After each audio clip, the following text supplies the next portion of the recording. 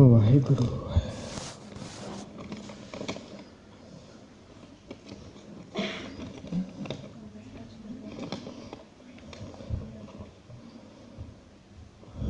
ਵਾਹਿਗੁਰੂ।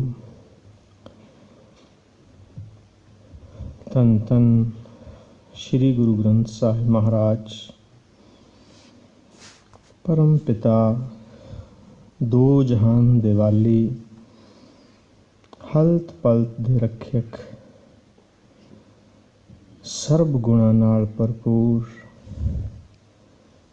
ਉੱਤਮ ਜੋਤ, ਧੰਨ ਧੰਨ ਸ਼੍ਰੀ ਗੁਰੂ ਗ੍ਰੰਥ ਸਾਹਿਬ ਮਹਾਰਾਜ ਦੀ ਹਜ਼ੂਰੀ ਅੰਦਰ ਜੁੜ ਬੈਠੀ ਗੁਰੂ ਰੂਪ ਸਾਧ ਸੰਗਤ ਜੀ, ਆਓ ਪਹਿਲਾਂ ਦਸਮ ਪਿਤਾ ਹੋਈ ਦੀ ਬਖਸ਼ੀ ਹੋਈ ਫਤਿਹ ਨੂੰ ਪ੍ਰਵਾਨ ਕਰੋ। ਵਾਹਿਗੁਰੂ ਜੀ ਕਾ ਖਾਲਸਾ, ਵਾਹਿਗੁਰੂ ਜੀ ਕੀ ਫਤਿਹ। ਗੁਰੂ ਪਿਆਰੀ ਸਾਧ ਸੰਗਤ ਜੀ, ਕੁਝ ਸਮਾਂ ਪਹਿਲਾਂ ਜਪਜੀ ਸਾਹਿਬ ਦੀ ਲੜੀਵਾਰ ਕਥਾ ਸ਼ੁਰੂ ਕੀਤੀ ਸੀ। ਉਹ ਪਰਮ ਪਿਤਾ ਨੇ ਆਪ ਬਖਸ਼ਿਸ਼ ਕਰਕੇ ਦਾਸ ਕੋਲੋਂ ਕਥਾ ਕਰਵਾਈ। ਪਿਛਲੇ ਹਫ਼ਤੇ ਚੌਥੀ ਪੌੜੀ ਦੀ ਕਥਾ ਜਿਹੜੀ ਉਹ ਪ੍ਰਾਰੰਭ ਹੋਈ ਸੀ। ਪਹਿਲੀ ਪੌੜੀ ਦੇ ਵਿੱਚ ਗੁਰੂ ਸਾਹਿਬ ਨੇ ਦੱਸਿਆ ਉਹ ਇੱਕ ਹੈ, ਉਹ ਕਰਤਾ ਹੈ, ਇਹ ਬ੍ਰਹਿਮੰਡ ਉਸ ਦੀ ਕ੍ਰਿਤ ਹੈ। ਫਿਰ ਉਹਨਾਂ ਨੇ ਦੱਸਿਆ ਕਿ ਜੋ ਉਸ ਦਾ ਹੁਕਮ ਹੈ ਬਹੁਤ ਉੱਤਮ ਹੈ।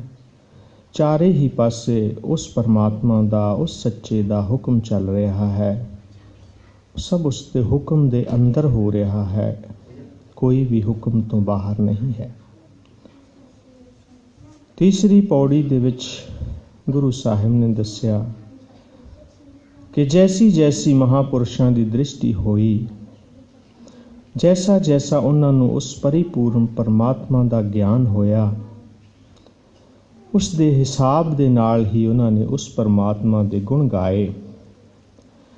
ਔਰ ਉਹ ਪਰਿਪੂਰਨ ਪਰਮਾਤਮਾ ਇਸ ਸਾਰੀ ਸ੍ਰਿਸ਼ਟੀ ਨੂੰ ਚੱਲਦਾ ਹੋਇਆ ਦੇਖ ਕੇ, ਆਪਣੇ ਹੁਕਮ ਦੇ ਅਨੁਸਾਰ ਚੱਲਦਾ ਹੋਇਆ ਦੇਖ ਕੇ ਵਿਗਸ ਰਿਹਾ ਹੈ, ਖੁਸ਼ ਹੋ ਰਿਹਾ ਹੈ ਆਪਣੀ ਇਸ ਸਾਰੀ ਕ੍ਰਿਤ ਦੇ ਉੱਤੇ ਕਿ ਸਭ ਉਸ ਦੇ ਹੁਕਮ ਦੇ ਵਿੱਚ ਹੈ।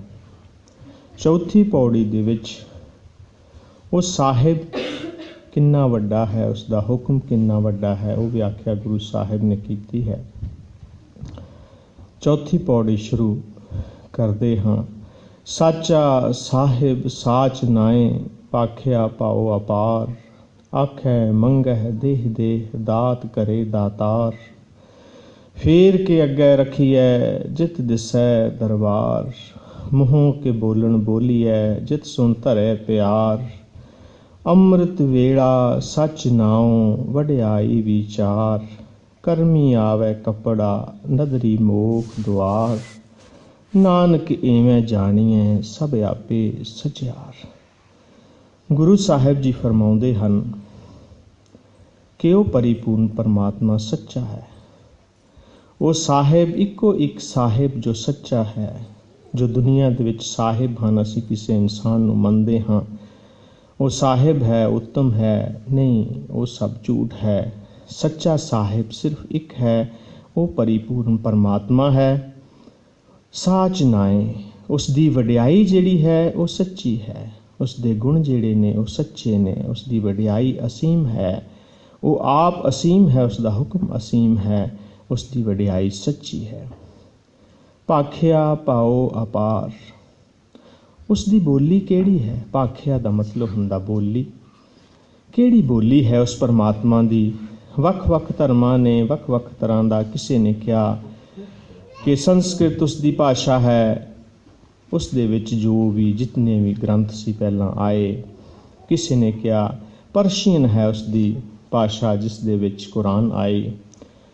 ਕਿਸੇ ਨੇ ਕਿਹਾ ਕਿ ਸੰਸਕ੍ਰਿਤ ਦੇ ਵਿੱਚ ਜਿਤਨੇ ਵੀ ਹਿੰਦੂ ਧਰਮ ਦੇ ਗ੍ਰੰਥ ਨੇ ਉਹ ਆਏ, ਉਹ ਉਸ ਦੀ ਭਾਸ਼ਾ ਹੈ। ਅਲੱਗ ਅਲੱਗ ਤਰ੍ਹਾਂ ਦੇ ਲੋਕਾਂ ਨੇ ਅਲੱਗ ਅਲੱਗ ਤਰ੍ਹਾਂ ਦੀ ਭਾਸ਼ਾ ਨੂੰ ਉਸ ਰੱਬ ਦਾ ਨਾਂ ਦਿੱਤਾ ਕਿ ਉਸ ਦੀ ਇਹ ਭਾਸ਼ਾ ਹੈ। ਪਰ ਗੁਰੂ ਨਾਨਕ ਸਾਹਿਬ ਜੀ ਕੀ ਕਹਿੰਦੇ ਹਨ? ਭਾਖਿਆ ਪਾਓ ਅਪਾਰ, ਉਹ ਕਹਿੰਦੇ ਹਨ ਕਿ ਉਹ ਜਿਹੜੀਆਂ ਭਾਸ਼ਾਵਾਂ ਹਨ ਉਹ ਤਾਂ ਸਿਰਫ ਇੱਕ ਐਸੇ ਥਾਲ ਦੀ ਤਰ੍ਹਾਂ ਹਨ, ਜਿਸ ਤਰ੍ਹਾਂ ਅਸੀਂ ਖਾਣਾ ਪਰੋਸਣ ਦੇ ਲਈ ਅਲੱਗ-ਅਲੱਗ ਤਰ੍ਹਾਂ ਦੇ ਥਾਲ ਲੈਂਦੇ ਹਾਂ, ਉਸ ਦੇ ਵਿੱਚ ਖਾਣਾ ਪਰੋਸ ਕੇ ਦੇ ਦਿੰਦੇ ਹਾਂ। ਪਰ ਜੇ ਅਸੀਂ ਉਸ ਥਾਲ ਨੂੰ ਹੀ ਭੋਜਨ ਮੰਨ ਲਈਏ ਜਾਂ ਕਿਸੇ ਇਨਸਾਨ ਦੇ ਅੱਗੇ ਸੋਨੇ ਦਾ ਥਾਲ ਰੱਖ ਦਈਏ ਤਾਂ ਉਸ ਦੀ ਜਿਹੜੀ ਭੁੱਖ ਹੈ ਉਹ ਕਦੇ ਪੂਰੀ ਨਹੀਂ ਹੋਵੇਗੀ। ਹਾਂ, ਜੋ ਉਸ ਥਾਲ ਦੇ ਵਿੱਚ ਪਰੋਸਿਆ ਹੋਇਆ ਭੋਜਨ ਹੈ ਉਸ ਦੇ ਨਾਲ ਹੀ ਸਾਡੀ ਭੁੱਖ ਜਿਹੜੀ ਹੈ ਉਹ ਦੂਰ ਹੋ ਸਕਦੀ ਹੈ। ਗੁਰੂ ਸਾਹਿਬ ਨੇ ਇਸੇ ਤਰ੍ਹਾਂ ਹੀ ਸਭ ਭਾਸ਼ਾਵਾਂ ਵਰਤੀਆਂ। ਉਹਨਾਂ ਭਾਸ਼ਾਵਾਂ ਦੇ ਵਿੱਚ ਗੁਰੂ ਦਾ ਗਿਆਨ ਦਿੱਤਾ। ਉਹ ਇੱਕ ਥਾਲ ਦੀ ਤਰ੍ਹਾਂ ਹਨ। ਪਰ ਪਰਮਾਤਮਾ ਦੀ ਭਾਸ਼ਾ ਕਿਹੜੀ ਹੈ? ਭਾਖਿਆ ਭਾਉ ਅਪਾਰ। ਉਸ ਦੀ ਭਾਸ਼ਾ ਹੈ ਪ੍ਰੇਮ, ਉਸ ਦੀ ਭਾਸ਼ਾ ਹੈ ਪਿਆਰ। ਇੱਥੇ ਵੀ ਅਸੀਂ ਕਈ ਵੇਲੇ ਕੀ ਹੈ ਕਿ ਮੋਹ ਨੂੰ ਅਸੀਂ ਪਿਆਰ ਸਮਝ ਲੈਂਦੇ ਹਾਂ। ਜਦੋਂ ਪਿਆਰ ਦੇ ਵਿੱਚ ਮੰਗ ਆ ਜਾਵੇ ਉਹ ਮੋਹ ਹੋ ਜਾਂਦਾ ਹੈ। ਉਹ ਜਦੋਂ ਮੋਹ ਨਿਰਸਵਾਰਥ ਕੀਤਾ ਜਾਵੇ ਉਹ ਪਿਆਰ ਹੋ ਜਾਂਦਾ ਹੈ। ਗੁਰੂ ਸਾਹਿਬ ਦੀ ਇੱਕੋ ਇੱਕ ਭਾਸ਼ਾ ਹੈ, ਉਹ ਹੈ ਪਿਆਰ। ਉਹ ਪਿਆਰ ਦੇ ਨਾਲ ਹੀ ਮਿਲਦਾ ਹੈ, ਪ੍ਰੇਮ ਦੇ ਨਾਲ ਹੀ ਮਿਲਦਾ ਹੈ। ਇਸ ਕਰਕੇ ਹਿਰਦੇ ਦੇ ਵਿੱਚ ਪ੍ਰੇਮ ਦਾ ਉਤਪੰਨ ਹੋਣਾ ਉਸ ਪਰਿਪੂਰਨ ਪਰਮਾਤਮਾ ਦੇ ਰਸਤੇ 'ਤੇ ਜਾਣ ਲਈ ਜ਼ਰੂਰੀ ਹੈ। ਇਹ ਪ੍ਰੇਮ ਪੈਦਾ ਨਹੀਂ ਕੀਤਾ ਜਾ ਸਕਦਾ, ਆਪਣੇ ਆਪ ਪੈਦਾ ਹੁੰਦਾ ਹੈ ਅੰਦਰੋਂ। ਔਰ ਉਸ ਦੀ ਸਿਰਫ ਇੱਕ ਪ੍ਰੇਮ ਦੀ ਭਾਸ਼ਾ ਹੀ ਹੈ। ਅਸੀਂ ਕਿਸੇ ਵੀ ਭਾਸ਼ਾ ਦੇ ਵਿੱਚ ਉਸ ਦੇ ਅੱਗੇ ਅਰਦਾਸ ਕਰੀਏ ਉਹ ਸਮਝ ਜਾਂਦਾ ਹੈ, ਪਰ ਉਸ ਨੂੰ ਜਿਹੜਾ ਪ੍ਰੇਮ ਹੈ ਉਸ ਦਾ ਕਿਸੇ ਵੀ ਭਾਸ਼ਾ 'ਚ ਕਹਿੰਦੇ ਹਾਂ, ਉਹ ਪਰਮਾਤਮਾ ਤੇ ਸਭ ਬੋਲੀਆਂ ਸਮਝਦਾ ਹੈ। ਪਰ ਅਸੀਂ ਕੀ ਬੋਲੀ ਬੋਲੀਏ ਜਿਸ ਦੇ ਨਾਲ ਉਹ ਸਮਝੇ? ਉਹ ਸਿਰਫ ਇੱਕ ਪ੍ਰੇਮ ਦੀ ਭਾਸ਼ਾ ਹੈ। ਪ੍ਰੇਮ ਦੇ ਵਿੱਚ ਭਿੱਜ ਕੇ ਉਸ ਪਰਮਾਤਮਾ ਦੇ ਅੱਗੇ ਅਰਦਾਸ ਕਰੋ, ਪ੍ਰੇਮ ਦੇ ਵਿੱਚ ਭਿੱਜ ਕੇ ਉਸ ਪਰਮਾਤਮਾ ਨੂੰ ਯਾਦ ਕਰੋ, ਉਸ ਦੀ ਵਡਿਆਈ ਨੂੰ ਯਾਦ ਕਰੋ, ਤਾਂ ਉਹੀ ਪਿਆਰ ਜਿਹੜਾ ਹੈ ਉਸ ਪਰਮਾਤਮਾ ਦੀ ਪਰਿਭਾਸ਼ਾ ਹੈ।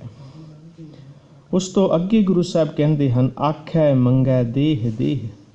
ਜੋ ਅਸੀਂ ਕਹਿੰਦੇ ਹਾਂ ਉਹ ਕੀ ਹੈ? ਆਖੈ ਆਖੈ ਆਖੈ ਮੰਗੈ ਦੇਹ ਦੇਹ। ਅਸੀਂ ਜੋ ਆਖਦੇ ਹਾਂ ਉਸ ਪਰਮਾਤਮਾ ਨੂੰ, ਉਸ ਦੇ ਵਿੱਚ ਕੀ ਹਨ? ਉਸ ਦੇ ਵਿੱਚ ਸਾਡੀਆਂ ਮੰਗਾਂ ਹਨ। ਦੇਹ ਦੇਹ 2 ਵਾਰ ਗੁਰੂ ਸਾਹਿਬ ਨੇ ਵਰਤਿਆ ਹੈ। ਉਸ ਦਾ ਮਤਲਬ ਹੈ ਕਿ ਆਹ ਦੇ, ਉਹ ਦੇ, ਜਿਤਨੀਆਂ ਵੀ ਸਾਨੂੰ ਮੰਗਾਂ ਹਨ, ਹਰ ਰੋਜ਼ ਜਿਹੜੀਆਂ ਮੰਗਾਂ ਸਾਡੀਆਂ ਉਹ ਵੱਧਦੀਆਂ ਜਾਂਦੀਆਂ ਹਨ। ਹਰ ਚੜ੍ਹਦਾ ਸੂਰਜ ਜਿਹੜਾ ਹੈ ਉਹ ਸਾਡੀ ਜੀਵਨ ਦੀ ਝੋਲੀ ਨੂੰ ਛੋਟਾ ਕਰ ਰਿਹਾ ਹੈ, ਔਰ ਜੋ ਸਾਡੀਆਂ ਮੰਗਾਂ ਹਨ ਉਹ ਵੱਧ ਰਹੀਆਂ ਹਨ। ਉਸ ਤੋਂ ਗੁਰੂ ਸਾਹਿਬ ਅੱਗੇ ਕਹਿੰਦੇ ਹਨ, ਦਾਤ ਕਰੇ ਦਾਤਾਰ। ਜੋ ਵੀ ਤੁਸੀਂ ਉਸ ਪਰਿਪੂਰਨ ਪਰਮਾਤਮਾ ਦੇ ਕੋਲੋਂ ਮੰਗਿਆ ਹੈ ਉਹ ਜ਼ਰੂਰ ਮਿਲਣਾ ਹੈ। ਇਹ ਅਵਸ਼ ਹੈ, ਇਹ ਅਟਲ ਸੱਚਾਈ ਹੈ ਕਿ ਜੋ ਉਸ ਪਰਿਪੂਰਨ ਪਰਮਾਤਮਾ ਦੇ ਅੱਗੇ ਤੁਸੀਂ ਅਰਦਾਸ ਕੀਤੀ ਹੈ ਉਹ ਪੂਰੀ ਹੋਣੀ ਹੈ। ਹਾਂ, ਇਹ ਹੋ ਸਕਦਾ ਹੈ ਕਿ ਤੁਹਾਡੀਆਂ ਮੰਗਾਂ ਵੱਧ ਜਾਣ, ਜੀਵਨ ਛੋਟਾ ਪੈ ਜਾਵੇ। ਉਸ ਦੇ ਵਿੱਚ ਗੁਰੂ ਸਾਹਿਬ ਨੇ ਕੀ ਕਿਹਾ ਹੈ? ਉਹਦੇ ਨਾਲ ਕੀ ਹੁੰਦਾ ਹੈ? ਇਸ ਪੌੜੀ ਦੇ ਟੁੱਟਵੇਂ ਅੱਖਰ ਹਨ, ਕਰਮੀ ਆਵੈ ਕੱਪੜਾ ਨਦਰੀ ਮੋਖ ਦਵਾਰ। ਕਰਮੀ ਆਵੈ ਕੱਪੜਾ। ਜੋ ਅਸੀਂ ਕਾਮਨਾ ਦੇ ਆਧਾਰ ਤੇ ਮੰਗਾਂ ਮੰਗ ਕੇ ਉਸ ਗੁਰੂ ਸਾਹਿਬ ਦੇ ਕੋਲੋਂ ਮੰਗਾਂ ਮੰਗਦੇ ਹਾਂ, ਉਹਦੇ ਆਧਾਰ ਤੇ ਕੀ ਹੈ ਕਿ ਸਾਡਾ ਜੀਵਨ ਛੋਟਾ ਪੈ ਜਾਂਦਾ ਹੈ ਔਰ ਸਾਡੀਆਂ ਜਿਹੜੀਆਂ ਮੰਗਾਂ ਉਹ ਵੱਧ ਜਾਂਦੀਆਂ ਹਨ। ਸਾਨੂੰ ਫਿਰ ਉਹਨਾਂ ਮੰਗਾਂ ਦੇ ਕਾਰਨ ਇੱਕ ਨਵਾਂ ਜੀਵਨ ਮਿਲਦਾ ਹੈ, ਕਿਉਂਕਿ ਪਰਮਾਤਮਾ ਕੋਲੋਂ ਜੋ ਅਸੀਂ ਮੰਗਿਆ ਉਹ ਉਸਨੇ ਦੇਣਾ ਹੈ। ਲੇਕਿਨ ਸਾਡਾ ਜੀਵਨ ਛੋਟਾ ਪੈ ਗਿਆ, ਉਹਦਾ ਕਰਕੇ ਸਾਨੂੰ ਪਰਮਾਤਮਾ ਨੇ ਫਿਰ ਉਹ ਕਰਮੀ ਰੂਪੀ ਕੱਪੜਾ ਜਿਹੜਾ ਹੈ, ਉਹ ਜਿਹੜੇ ਜੀਵਨ ਹੈ ਸਾਨੂੰ ਫਿਰ ਮਿਲਣਾ ਹੈ।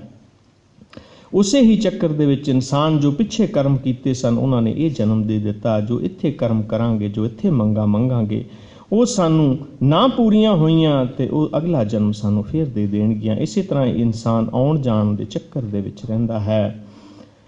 ਫਿਰ ਗੁਰੂ ਸਾਹਿਬ ਅੱਗੇ ਕਹਿੰਦੇ ਨੇ, ਫੇਰ ਕੇ ਅੱਗੇ ਰੱਖੀਐ ਜਿਤ ਦਿਸੈ ਦਰਬਾਰ।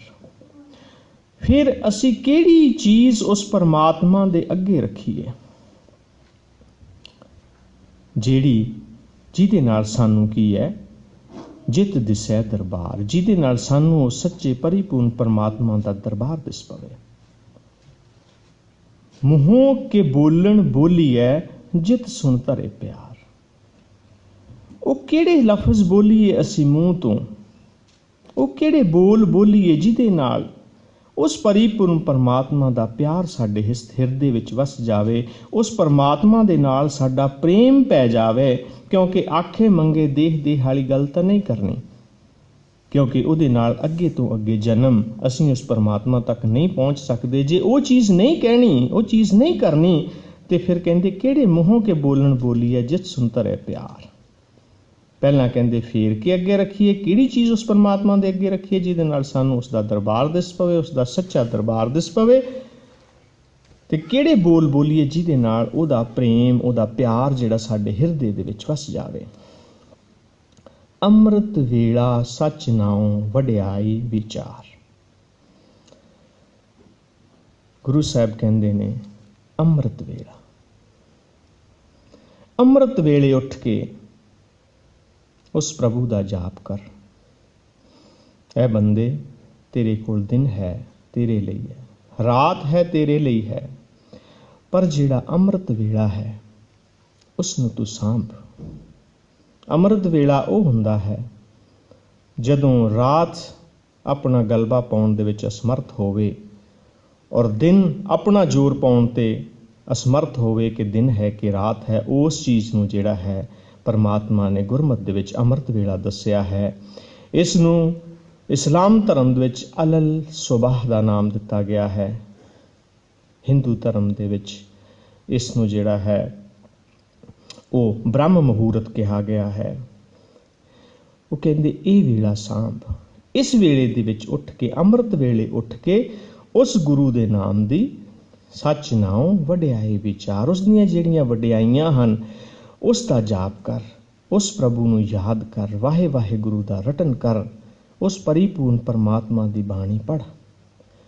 जे असीं दिन वेले लगीए ते धंधे याद आउंदे ने, गुरबाणी च मन नहीं लगदा। जे असीं रात वेले उस परमात्मा की बंदगी नूं करन लगीए, कामना ते होर जिहड़ियां नींदर जिहड़ी है वो इंसान ते जोर पाउंदी है, असीं परमात्मा का नाम नहीं ले सकते। असीं परमात्मा का नाम सिर्फ अमृत वेले, अमृत वेला सच नाओ वडियाई विचार, उस परमात्मा की अमृत वेले ही जिहड़ी है असीं भगती करनी है। भाई नंद लाल जी लिखते ने, बेदारी अस्त जिंदगी एह सहबान शौक गोया, हराम करदंग अनदा ख्वाबै सुबह। कि जिस मनुख दे अंदर बेदारी पैदा हो जावे, इस दुनिया तो मन उठ जावे, वो जिहड़ा इंसान है वो अमृत वेले दा सोना हराम कर दिंदा है। उसनूं अमृत वेले दा सोना जिहड़ा वो हराम लगदा है, क्योंकि ये समा उस परिपूर्ण परमात्मा दा है, उसनूं ही देना सानूं शोभदा है। इसे दी व्याख्या, अमृत वेले दी व्याख्या भाई गुरदास जी करते हैं। वो गुरसिख नूं कितना उच्चा उठाउंदे हन। आओ उन्हां दीयां पंक्तियां सरवण करदे हां। काट काट सिखन के चरण परवारीए। भाई गुरदास जी कहते हैं कि मेरे शरीर दा एक एक अंग कट दिओ, टुकड़े कर दिओ मेरे शरीर दे, ते उन्हां टुकड़ियां नूं की करो, गुरसिखां दे उत्तों वार दिओ। जिहड़ा कोई उस गुरु दा सिख गुरसिख मिलदा है उहदे उत्ते वार दिओ। आकन अगन जलाए तां पीसन पिसाए। जो टुकड़े बच जाण उन्हां नूं जला दिओ, ਜਿਹੜੀਆਂ हड्डियां ना जलन उन्हां नूं पीस दिओ। ते की करिए पीस के, की करिए उन्हां टुकड़ियां नूं जला के, उन्हां नूं कहंदे इकत्तर करके लै उडे पवन होए अनक प्रकारिए। जत कत सिख पग धरे गुरु पंथ पात, ताहू ताहू मार्ग में भस्म कर डारिए। कि उस भस्म नूं, मेरे शरीर की उस भस्म नूं ते वो जिहड़ा हड्डियां दा चूरा है, पवन अगे बेनती करो, हवा अगे बेनती करो कि उसनूं उड़ा के लै जावे। कित्थे उड़ा के लै जावे? उस गुरसिख दे कोल जिहड़ा जत कत सिख पग धरे गुरु पंथ प्रात।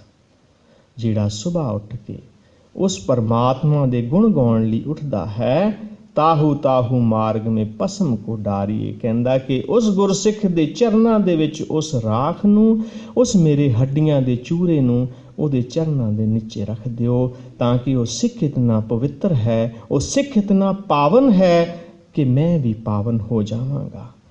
तही पद पावत चरण लिव लागी, दया दे के दयाल मोहे पतत उधारिए। कि हो सकता है उस गुरसिख की बंदगी, उस गुरसिख की जो बाणी पढ़ता है, उस परिपूर्ण परमात्मा दे नाल जुड़िया होया है। ओदी दया दे करके वो परिपूर्ण परमात्मा मेरे ते दयाल हो के मैनू बख्श लवे। अमृत वेले की वडियाई दी परमात्मा नू लोड़ नहीं है। जे सब मिल के आखन पाए, वड्डा ना होवे घाट ना जाए। जे असीं उस परमात्मा नू वड्डा आखांगे तो साडे कहण दे नाल वो वड्डा नहीं हो जाएगा। जे असीं छोटा कहांगे तो उहदे विच कोई घाट नहीं आवेगी। हाँ, इन्ना जरूर है, जे असीं उस परिपूर्ण परमात्मा नू वड्डा कहांगे, असीं आप वड्डे हो जावांगे। जे असीं उस परमात्मा नू दयालु कहांगे, असीं आप दयालु हो जावांगे। जे असीं परिपूर्ण परमात्मा नू बहुत वड्डा आखांगे, बहुत वड्डा दानी आखांगे, दातार आखांगे, तो की है, असीं आप दाते बन जावांगे, आप दातार बन जावांगे, आप दातां देण जोगे हो जावांगे। वो दातार पिता इतनी कृपा करदा है, पर उसनूं लोड़ नहीं है, लोड़ सानू है। इस करके अमृत वेला सच नाओ वडियाई विचार। ऐ गुरसिख सुबह उठ के वो अमृत वेला उस गुरु नूं दे, तां तैनूं जिहड़ी है वो जिहड़ा सच्चा दरबार है वो दिसेगा। करमी आवे कपड़ा नदरी मोह दुआर। कर्मां दा करके जिहड़ा है वो कपड़ा सानूं मिलदा है। किहड़ा कपड़ा मिलदा है? जीवन रूपी कपड़ा मिलदा है। जो असी कर्म कमाए, उन्हां कर्मां दे कारण सानूं अगला जीवन मिल गया। साडियां इच्छावां जिहड़ियां वो पूर्ण ना हो सकियां, उहदा करके जिहड़ा है सानूं वो जीवन मिलदा है। नदरी मोख द्वार, उस दी नदर दे द्वारा ही जिहड़ी है वो सानूं उस प्रभु दी परमात्मा दी उहदी नदर द्वारा प्राप्ति हुंदी है। गुरु अर्जन देव महाराज जी की हजूरी दे विच सिख आया। गुरसिख आया, अखां दे विच नूर, अमृतमई दृष्टि। गुरु साहिब उसनूं पुछ बैठे, मोह मगन नींद ते छुटकी, कौन अनगरो पयोरी। हर अमृत तिन्ने लोया, मन प्रेम रतना राम राजे। ये दृष्टि किहदे कोल हुंदी है? उहदे कोल हुंदी है जिहदे मन दे विच प्रेम हुंदा है, प्रेम नाम दा रतन हुंदा है। उहदे विच ही जिहड़ी ये अमृतमई दृष्टि जिहड़ी आ ये पैदा हुंदी है। जदों वो गुरसिख गुरु अर्जन देव महाराज जी दे कोल आया ते उहदियां अखां दे विच नूर, उहनूं देख के गुरु साहिब ने पुछ लिया, मोह मगन नींद ते छुटकी, कौन अनगरो पयोरी। महामोहनी तुद ना व्यापै, तेरा आलस कहाँ गयोरी। मोह मगन नींद ते छुटकी, तेरे अंदरों मोह मिट गया, नींद मिट गई, ते सुबह उठ के तू आयो। तू केड़े नगर दे विचों आया है? तू कित्थों आया है गुरसिख, कि तू नींद नूं भी त्याग दिता है, आलस नूं भी त्याग दिता है, ते तू केड़े नगर तो आया? हाँ, महामोहनी तुद ना व्यापे, तैनूं कोई माया दा भी नहीं, तेरे ते माया दा भी कोई असर नहीं होया, जिसने सारे संसार नूं बन्निया होया है। उस माया दे कारण असीं सुबह उठ भी नहीं सकते। वो मोह माया जिहड़ी है उहदे तो छुट के तू किस तरह आ गया है? तेरा आलस कहाँ गयोरी, तेरा आलस कित्थे चले गया, कित्थे सुट आया उस आलस नूं, जिस आलस नूं सुट के तू उस परिपूर्ण परमात्मा दी बंदगी दे विच आ जुड़िया है। सुर नर देव असर त्रै दुनिया, सगलो भवन लुटेरा।